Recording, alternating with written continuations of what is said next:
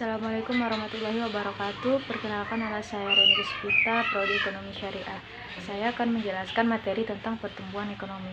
Yang pertama, pengertian pertumbuhan ekonomi. Yang kedua, indikator pertumbuhan ekonomi. Yang ketiga, faktor-faktor yang mempengaruhi pertumbuhan ekonomi. Yang keempat, teori pertumbuhan ekonomi. Yang kelima, jenis pertumbuhan ekonomi. Yang keenam, dampak pertumbuhan ekonomi positif. Yang ketujuh, cara meningkatkan pertumbuhan ekonomi. Pertama, yaitu pengertian pertumbuhan ekonomi. Pengertian pertumbuhan ekonomi adalah peningkatan kapasitas suatu perekonomian untuk memproduksi barang atau jasa dalam periode tertentu, yang diukur dengan kenaikan PDB atau Produk Domestik Bruto atau PNB, yaitu Produk Nasional Bruto. Pertumbuhan ekonomi mencerminkan kemajuan dalam aktivitas ekonomi suatu negara. Yang kedua, yaitu indikator pertumbuhan ekonomi. Untuk mengukur pertumbuhan ekonomi diperlukan indikator antara lain. Yang pertama, yaitu PDB atau Produk Domestik Bruto, yaitu total nilai barang atau jasa yang dihasilkan oleh satu negara dalam periode tertentu. Kedua, pendapatan per kapita, yaitu pendapatan rata-rata per individu dalam suatu negara. Yang ketiga, yaitu produksi sektor ekonomi, yaitu peningkatan produksi di sektor-sektor seperti industri, pertanian, jasa, dan lainnya. Dan yang keempat, yaitu investasi, yaitu jumlah investasi baik dari dalam negeri maupun asing.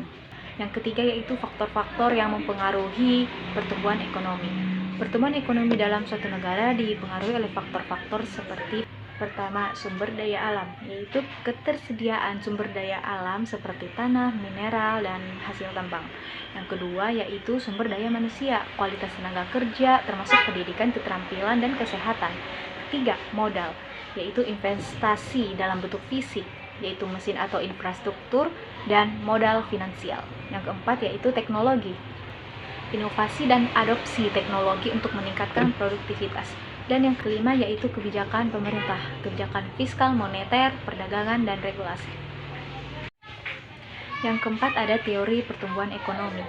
Beberapa teori penting dalam pertumbuhan ekonomi yaitu: pertama, teori klasik Adam Smith dan David Ricardo, mengemukakan pentingnya akumulasi modal, tenaga kerja, dan sumber daya alam.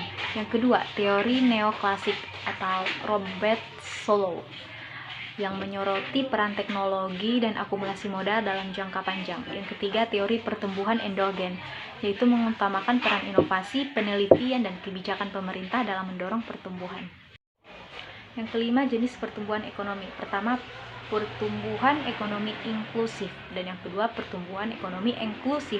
Pertumbuhan ekonomi inklusif adalah pertumbuhan yang melibatkan semua lapisan masyarakat dan mengurangi kesenjangan, sedangkan pertumbuhan ekonomi inklusif adalah pertumbuhan yang tidak merata dan hanya dinikmati oleh sebagian kecil masyarakat.